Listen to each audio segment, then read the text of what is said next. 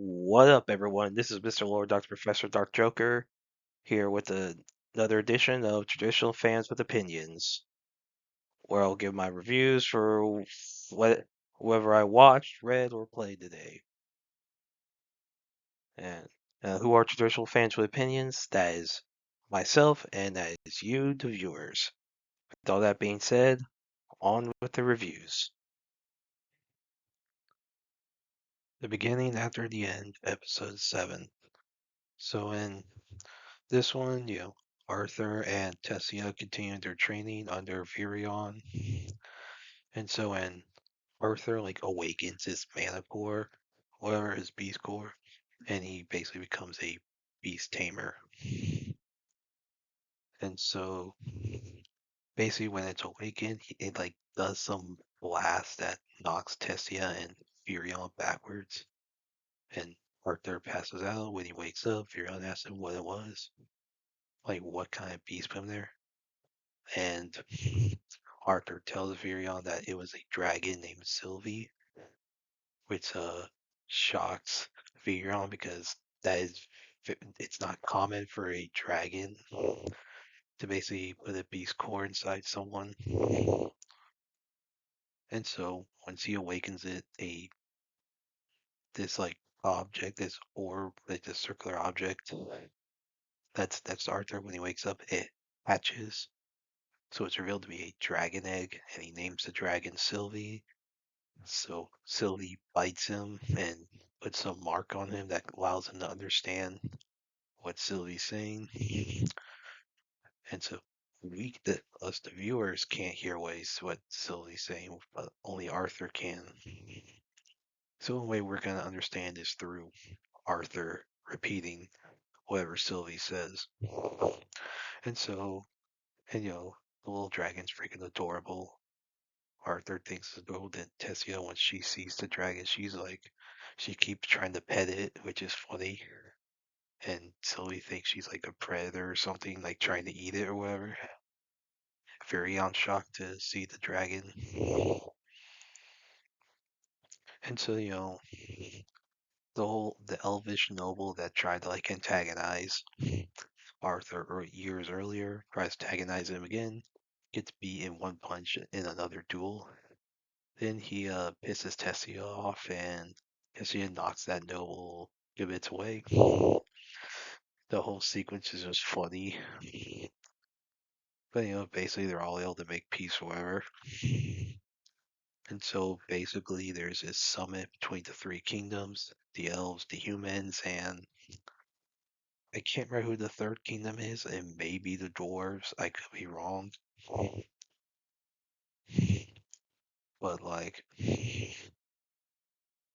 basically it's every so often, so once it happens, Arthur's supposed to go to you know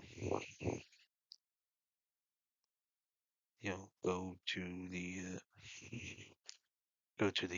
back to the humans. So Tessia's sad about it.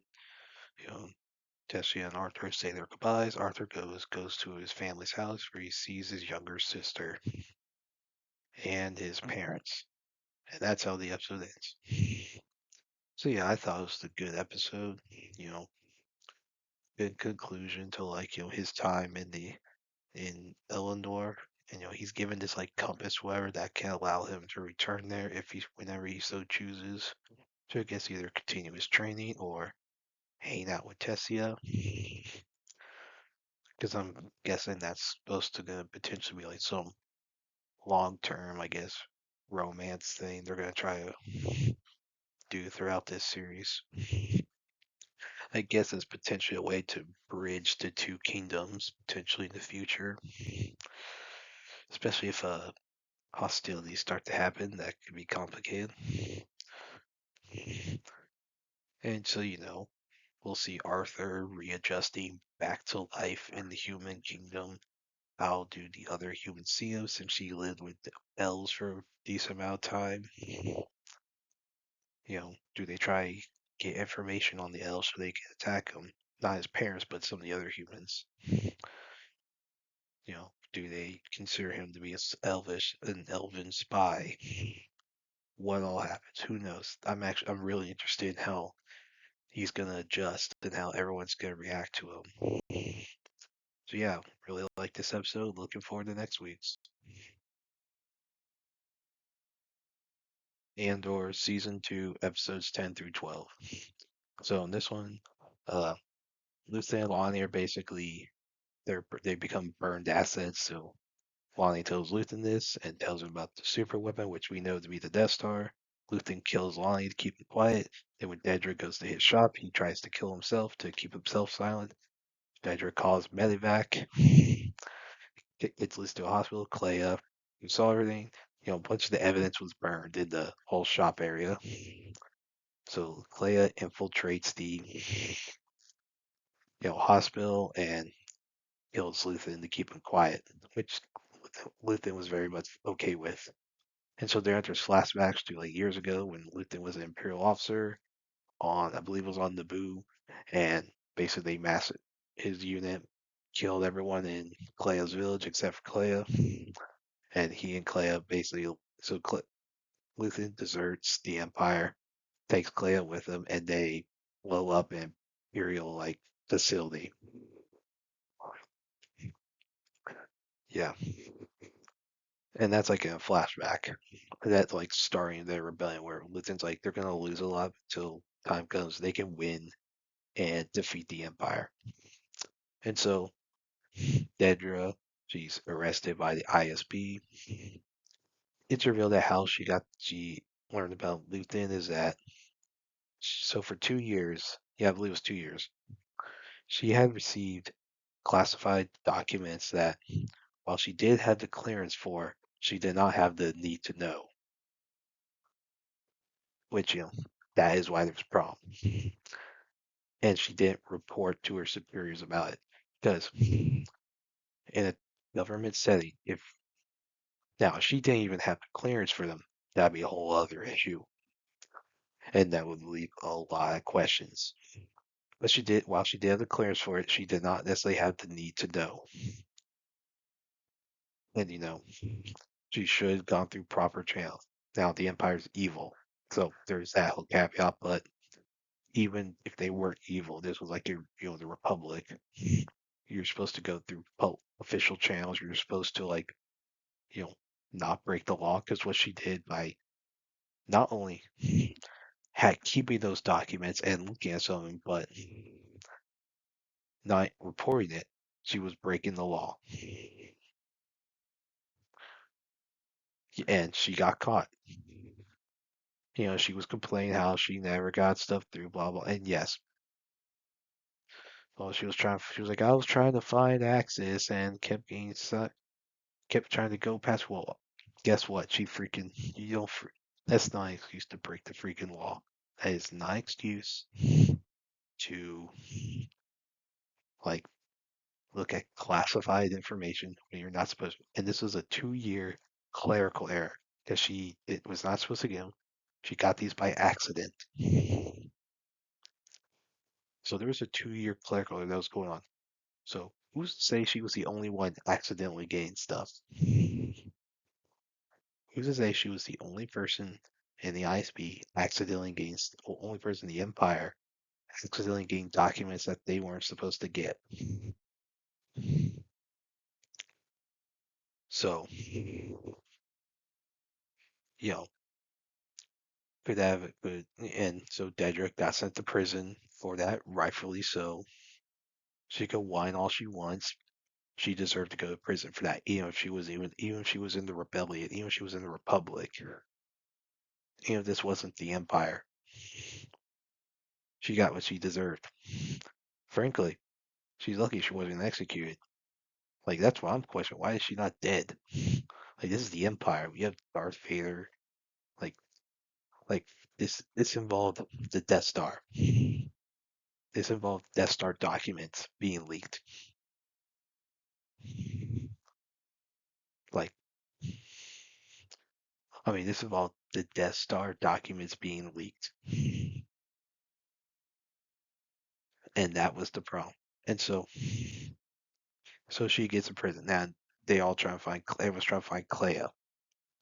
So Clea contacts Willman, who contacts Cassian, K2SO, and so they all they go to Coruscant, get Clea out. Clea tells him about the super weapon. Cassian, so when they get back to Yavin 4, their ship's like damaged, where they take Clea has to go to the infirmary to cover. So Cassian repeats her words to the Revolution, which has Bail Organa, Mon Mothma, and these two characters from Rogue One. Yeah, like the Black Lady and this Mon Calamari. I can't remember their names, and I kind of don't care to remember their names because they're not EU characters, so I don't care. So you don't have Garn Beliblis there. That's still a big mistake this show made. Anyway, but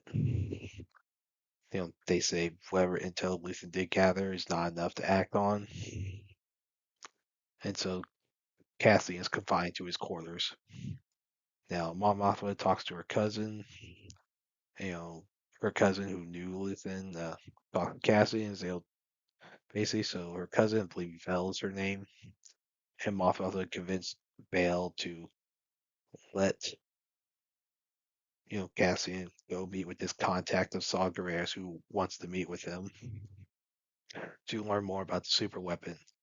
You know, Bale says, "May the force be with you." Well, then Cassian and K2SO leave. What the flight plan for once. Then we see some overview of stuff. We see Mon Mothma's now ex-husband, I guess, in like a limo with like this woman. You know, yeah, yeah, yeah. Then we see Bix with a baby, implied to be Cassian's, and Cassian basically doesn't know that the kid exists, which was a dumb thing. Like, why is the like if this was like he was fighting, if he knew about the kid and his continued role in the rebellion was to give his kid a life of freedom, that could work from a story standpoint, regardless if we agree with that decision or not. But they didn't do that. And so it's just another absent father thing. Just a common trope that's been a thing in Hollywood where you have the absent father or no male mentorship. Yeah, that is just bad. That is just bad on so many freaking levels. So yeah, he doesn't even know about his own kid. And so I think and look, Luthen's very extreme. He is very aggressive. More so, he and Saul Guerrero are very aggressive against the Empire. More so than Garm Belivlis was in the EU. Like, Garm, I don't. Okay, I wouldn't say he never would sacrifice some civilians because I think because there was like the battle at Yusantar, the final battle of the Yuuzhan Vong War, where basically all bunch of these civilians were basically gonna die anyway, and everyone knew it. Garm's like, let's just go ahead and deal with it. Let's just rip the band-aid off. They're dead anyway. There's nothing we can do. But that was because there was nothing they could do, not because he was like, oh, I don't care about killing civilians. No, he wasn't like Luthen, wasn't like Saw Gerrera, where they don't care if they kill civilians. They'll just do their job for the cause, regardless of consequence. That's why they're not part of the main rebellion. Luthen very willing to be separate to help the cause, to make the cause look better, but still give them some intel. When Saul, one basically he's like, basically he calls Bob. Basically, in short, he probably would think that people in Yavin 4 are a bunch of pussies, which I mean would not be entirely inaccurate, given how Disney likes to portray them. Like, yeah. So yeah, this basically leads Ryan to Rogue One. Yeah, I don't like these episodes. The more I think about it, the less I like them. So yeah, but so as far as whole season goes, there were some good moments and the visuals are very good, but the story is mostly just so freaking retarded. Very little spy stuff. Like we see like episodes 4 through 6, we see some brief spy stuff with Cassian, and then like and it's mostly just yeah. First 3 episodes was him being captured by a bunch of retarded rebels on Yavin 4 who fight over rock paper scissors, and Mon Mothma dealing with the wedding that last 3 episodes. Like I'm sorry, the like 10 to 15 minute dance scene was so dumb. Like why? Like they did not need to spend that much time. I don't even think even when you had weddings in the expanded universe before they last that long. They made in the EU a wedding may have been like 1 chapter whenever they did show weddings. Like they're so freaking retarded. Like and Gorn massacred. The biggest issue with that was it was basically it had to be used as like a psyop to kickstart the rebellion. Like it being an imperial psyop is one thing, that's fine because it's the empire, but the rebels using it as a psyop to kickstart the rebel alliance was the problem that I had with it. Yeah. So yeah, I there's a lot of dumb story decisions with this, and so and look, Mon Mothma and Bail are portrayed as more passive. Now in the EU, when you had Garbella was being more aggressive, and you had Rom Coda and Eclipse basically disobeying orders like Cassie Andor's team does to like be in order to be more aggressive against the Empire, which almost got Juno court-martialed, and I think it got her demotion.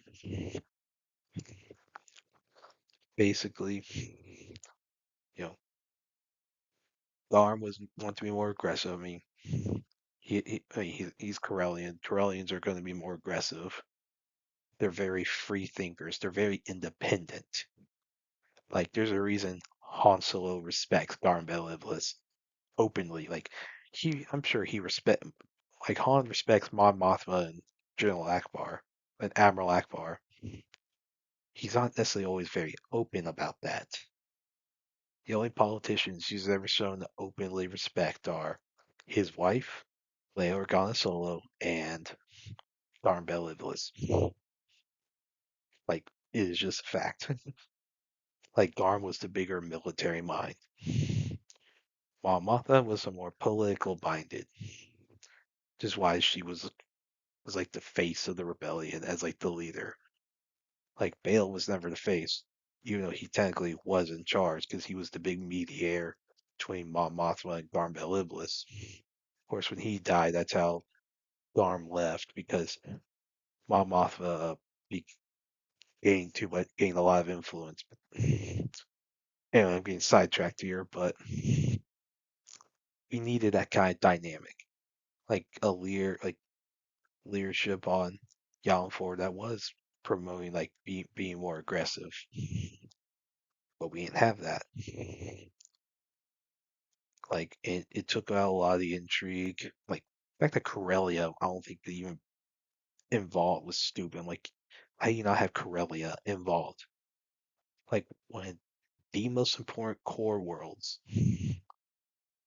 in the entire I mean really like in the Star Wars history, like at least in the EU, Corellia is one of the most important planets in all of Star Wars. They don't even bring up paying Corel. They only deal with Corellians in this. Like Alsakin, yeah, I can see them not dealing with Alsakin. I can't remember too much what they do outside the Old Republic. Most because Alskin, they just don't like they them and Coruscant just never got along.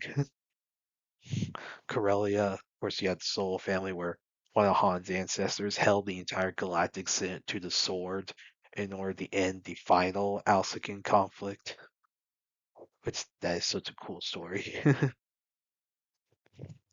Yeah, but yeah, this entire show needed Corellia. It needed all the major rebel leaders, and it did not have that. There was not enough spy stuff. Like there wasn't like we were promised a spy story. We did not get that except for a few times. There wasn't even much war going on in this season, in these later episodes, because the war starts 2 BPY. We should have gotten it more war. Like so maybe these last should have shown battles. Say, hey, look, let's show some conflict going on. You know, but we didn't get that. Yeah, yeah, it wasn't the like. There's a few bright spots in this season, but it's so rare. But it's a few good moments and a bunch of great visuals amongst a bunch of really retarded stuff, bunch of bad stuff like the HoloNet looked too much like a retro TV. Should have looked more sci-fi. Would have actually looked more like a hologram, like not like how like when Star Wars Rebels, portrayed the HoloNet. It looked more sci-fi. This did not look sci-fi. So yeah, and the Gorman that took way too long. Like the episodes 7 and 8 could have just been one episode. Like 1, 2, and 3. So here's it: 1, 2, and 3 could have been one episode. 4, 5, and 6 could have been one episode. 7 and 8 could have been one episode, and 11 and 12 could have been one episode. So this was like 12 episodes where really you had 1, 2, 3, 4, 5, 6, like 5 or 6 episodes worth of content spread across 12 episodes. Like spread across more than like how One Piece spreads its filler out a lot. Like really like yes, some filler stuff in One Piece can drag, especially when you can do the very beginning and very end of an arc. This show drags so much more than that. And it's also when it drags it's not as well written as One Piece's filler is. I mean, granted, it's hard to compare to One Piece. One Piece is one of the greatest shows ever made. The anime, I'm not talking about the live action. Live action is decent, but that's another story. Like, yeah, this season, it sucks as far as the whole show. Overall, like, season one's freaking boring. This is overall a boring show. Luthen's a great character. I think they should have focused more on him, make him the lead instead of casting Andor. Show him, like, they could show the Luthen, like, maneuvering, like, passing intel between, people on Coruscant, like Mon Mothma, Bail Organa, Garn Bel Iblis, maybe Lux Bonteri if he was even still alive. Oh, I know he's dead. I think in Disney's timeline, I can't remember how. Then means some cells like Champs and Dula, you know, Phoenix Squadron, you know, um, maybe like Fierce Oline if he was Fierce Oline beyond Alderaan if they followed the EU plot point. Although Fierce was even on Alderaan when it blew up. I don't even know if Jax Paven was. There's a Yeah, I mean they could have had Jax Paven, you know, gosh, there's so much stuff they could have done with this, but they didn't. This is a show that had potential, but wasted it.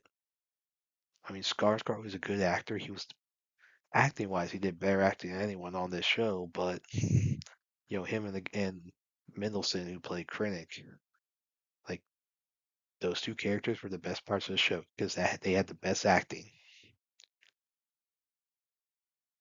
But obviously they weren't used enough. Other characters were portrayed as more important, and we didn't care. Like Mon Mothma was like a freaking idiot sometimes.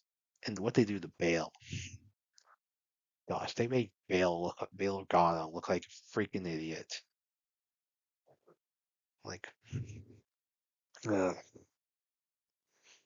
and they don't even and so okay, they show Bale not leaving Coruscant in episode 9, but they don't even show him how he gets there to Yavin 4 in by episode 10. So it's like, okay, what happened?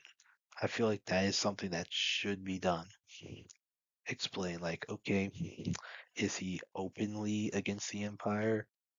And if so, how does this affect Leia? Since she's the senator of Alderaan at this point. So, like, like, I mean, look, and that's my only biggest complaint about like Force Unleashed video game is Bail Organa being openly a rebel and Leia being held captive by the Imperial officer on Kashyyyk. Where it's like that causes problem. All those things cause problems with Leia being a senator on Alderaan. So I feel like she would not have been allowed to be a senator there if like with those two things happening, and she wouldn't be alive. But you know, I mean, I feel that those are my only complaints. But in that video game, which is a great game, fortunately, this is a great Star Wars video game. That the Organa stuff is my only complaints with that game from a lore standpoint. In this show, they don't explain with Bail Organa where the Empire knows he's part of the Rebel Alliance, or that he's more like a secret member with Mon Mothma being the public face. So yeah, I mean, there's there's so many like bad, there's so much stupid stuff like looking, because you can have like that episode Rebels in I think it was season 4, where Saul Guerrera contacts Yavin 4, and he and Mon Mothma have that very public argument about methods. Mon Mothma was like fighting the right way. Saul's like, oh, when you live under the thumb of the Empire forever, you can look back and feel good about how you fought things the right way. And which that was I mean, great freaking line from Saul Guerrera, where like he's like, hey, okay, when you lose, you can say you fought the right way. See how that works out for you. I mean, that was just a cool way to compare like methods, like, but Saul what was okay with killing civilians, and that's what screwed him, and that is why his methods weren't great. And that was the thing that separated like him and Ezra, where Ezra, and rebels wanted to be more aggressive against the Empire. Now he didn't want to kill civilians, but he wanted to be more aggressive against the Empire.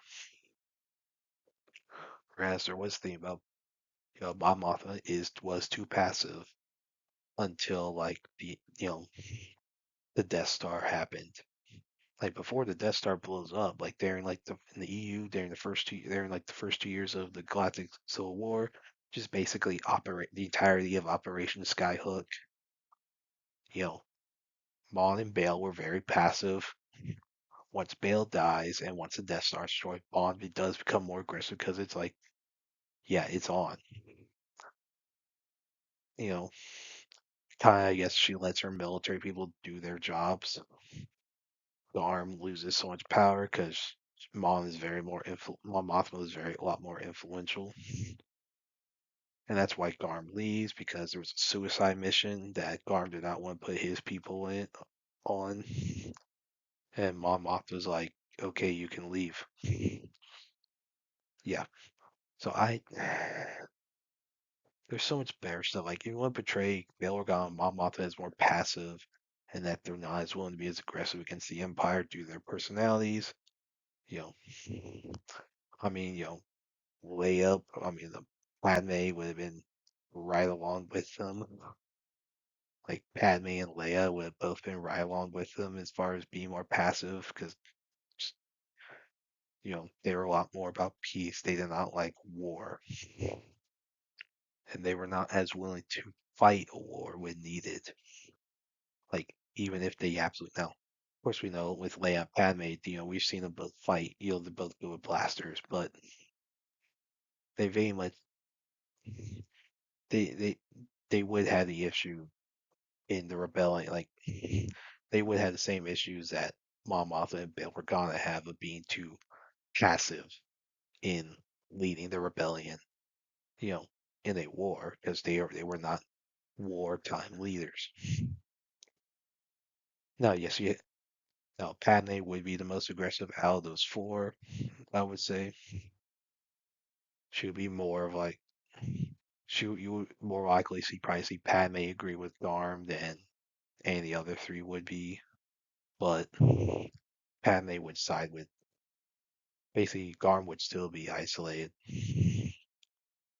and that's yeah. I mean, you need someone who can fight a war to lead a military operation. Once the Death Star blows up, Mon Mothma grows into her role and does lead the Rebel Alliance in combat more. Now, not in actual combat. She doesn't fight herself. No, no. She more or less like Akbar, Dodon. Well, Akbar, Dodonna gets like captured, or shortly in both continuities, Dodonna gets captured by the Empire. During the second Battle of Yavin, or well, during like the Yavin blockade. But so as far as this show goes, it's boring. It should have had more action. More action, more intrigue, more espionage. So for a spy story, you want your actor who's playing the spy to have range. Like Cassian Andor is not like the act Diego Luna, like the guy who plays Cassian, does not show range. You know, if you want your actor to just play a spy to have range, that's what helped with James Bond and a lot of the early one, a lot of the older James Bond, where you see range from like the actors who played Bond.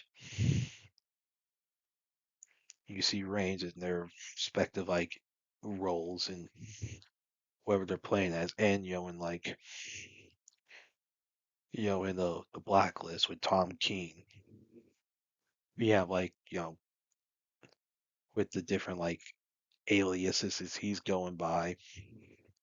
You see his range. Like I think there was like crap. I can't remember if it was season three of Blacklist. Yes, I think it was season three. It was right after Liz got framed for a bomb attack got framed for a terrorist attack where Tom infiltrating this like party whatever, and you see like his act his how his personality differences are different roles, and like when he does a lot of infiltration missions in his spin-off, I think it was Redemptions, was that what it was called.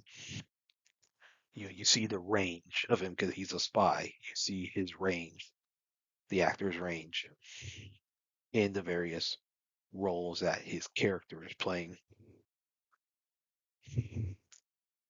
And so, and even if I don't like Jessica Jones, I think it's a terrible show. But when you have Jessica Jones trying to play different aliases, no pun intended, because of her, she's an alias, private eye invest, private eye company. You see like her like change her voice when she's doing a different role. Like she has like a bimbo voice. So yeah, I mean you see all that, and then uh, like you see the range out of some people.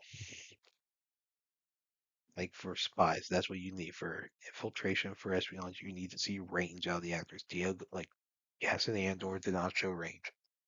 Luthen did. Luthen also Skarsgård, you know, he showed a lot of range in his acting, and he did very good job, I would say. Heck, even with everything, you had like, Tom Hiddleston with Loki, like early on in the MCU.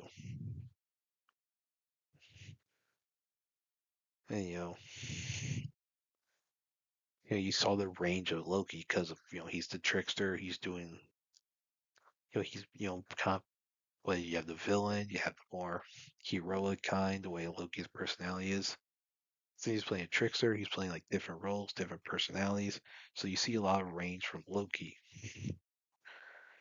You don't see it from Andor, and that's the problem.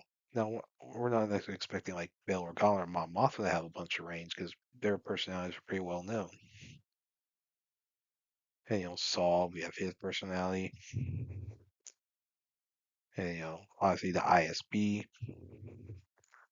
You expect the ISB people to show more range, and like basically like then you had like what was that the older ISB fella? Uh, Partagas, yeah, Dedra Superior. He kills himself in the final episode because he's about to be like arrested by the ISB. I guess for being involved in the accidental leak. So like basically, so he, but he's about to be arrested. He doesn't swear he's gonna be executed. I don't know. He probably decided to kill himself so he wouldn't get it because he was probably afraid of facing Darth Vader and the Emperor. Kind of like if y'all remember Rebels in the season one finale, where the Grand Inquisitor, like how he lets him see, he kills himself by falling into like the exploding reactor or whatever, because he tells Kanan there's some things worse than death, because he knows that he's referring to like Darth Vader, so he kills himself so he doesn't have to deal with Vader. That's probably what part of the guy's motivation was for killing himself. He didn't want to deal with Darth Vader or the Emperor, which I can understand. Neither one is very forgiving. I mean, so yeah, I mean they could have sold that better. I mean, obviously they weren't going to show him killing himself well on screen. You know, you can almost tell they weren't because they didn't put a trigger warning. At least I don't think I saw a trigger warning anywhere. I mean, it's possible I missed it, but yeah, I there was a lot of problems with it. Yeah, this show not a good show. Like Bix was a waste. Like they should have killed her off. Like I think they should have killed her off. Give Andor a reason to fight for Rebels to like avenge Bix instead of having her go off randomly. Basically, she's a deserter technically. With like her and Andor's kid. Then yeah, that is just dumb. I mean, there's so many problems with this show. The force healer thing, stupid. I'm like, okay, force healing. So yeah, y'all really need to like deal with the force healing because, and I'm not gonna go too deep because I plan to explain that kind of more in detail in a regular video. But force healing should not be such a common thing, and it should not be without consequences. Because that is going against nature. That should be considered an unnatural use of the force. Like what Darth Plagueis is, the whole like the dark side is a route to the is a route to many abilities to people considered to be unnatural. Force healing would be an unnatural use of the force. So should the changing history with the world between worlds, but that's another story. But so force healer should not exist. So like because having force healing be such a common practice like that is like okay, either the force is so out of balance that people can just use force healing with no consequences, little to no consequences, or like look, I don't know.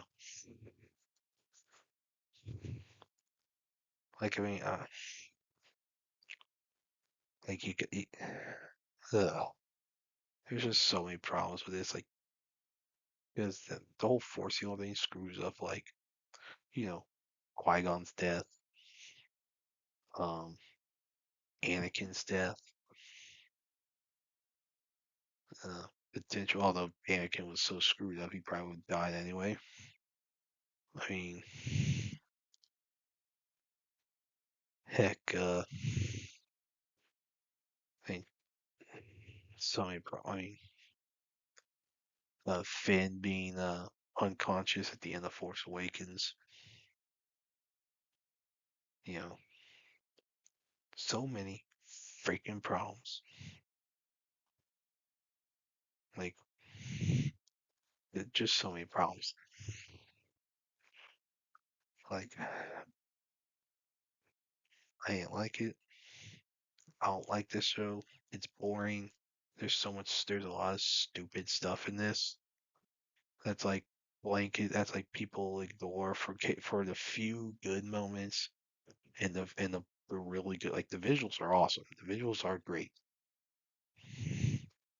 And and some of the acting, especially from Stellan Skarsgård and Ben Mendelsohn, their acting is good. Most of the acting is like okay. It's not great.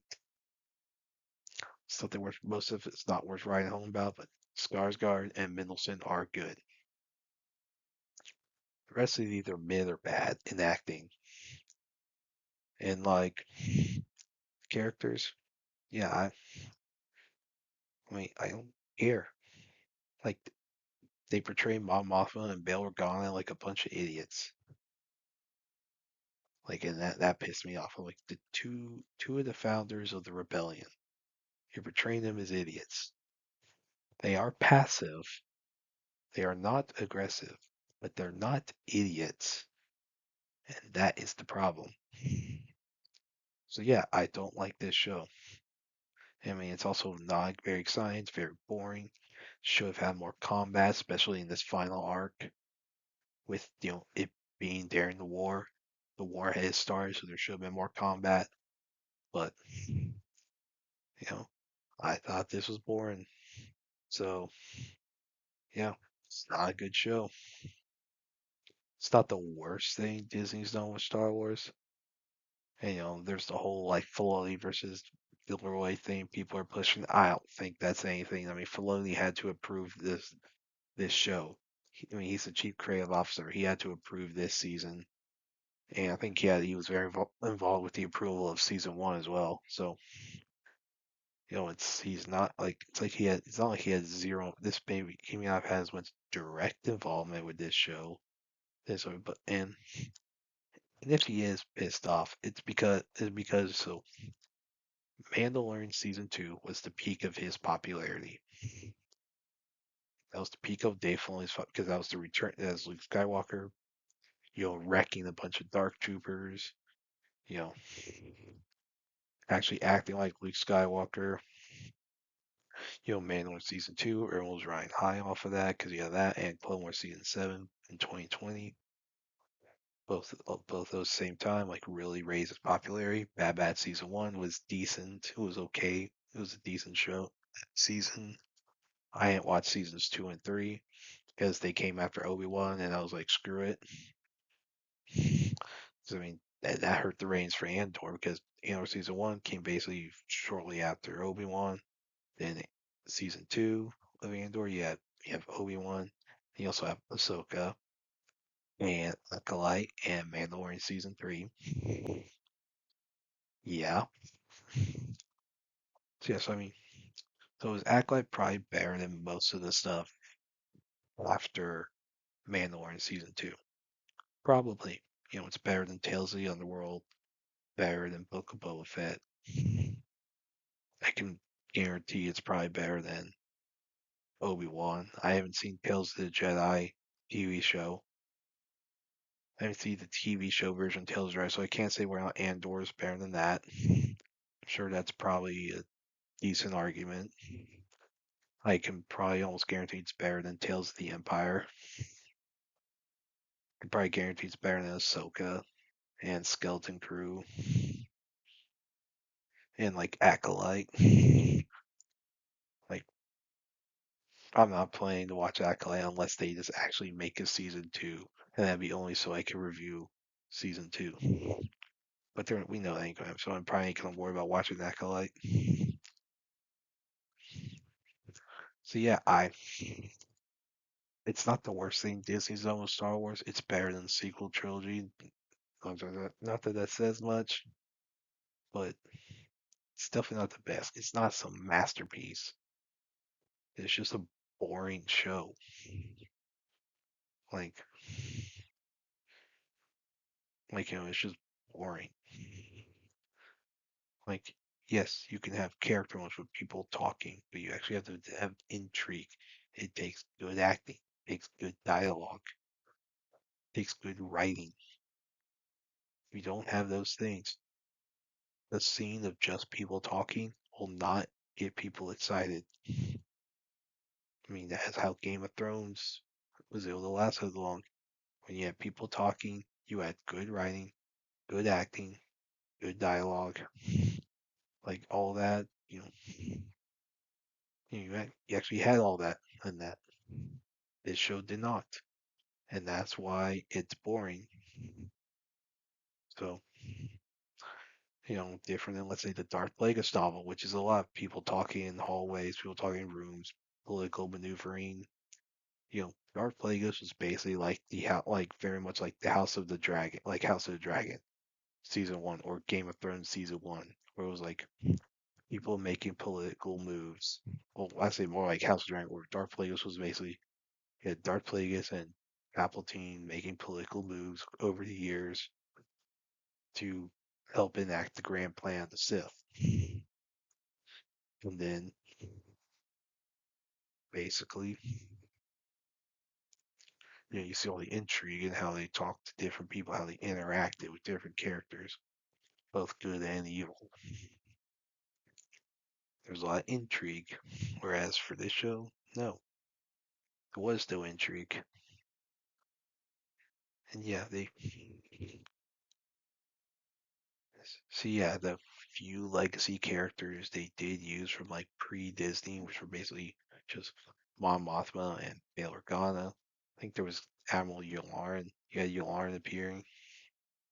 Like Yularen, there wasn't much with him. He was fine, but I mean, Saw Gerrera was fine. But like Mon Mothma, Bail Organa, no, they were portrayed not good. Like they were not portrayed well. So yeah, I cannot recommend this show. And that's it. Did y'all like the stuff I reviewed? And if you have your own opinions about all that, you put all that in the comments. Thank you for watching, and like, subscribe, and all that. And look forward to the next video.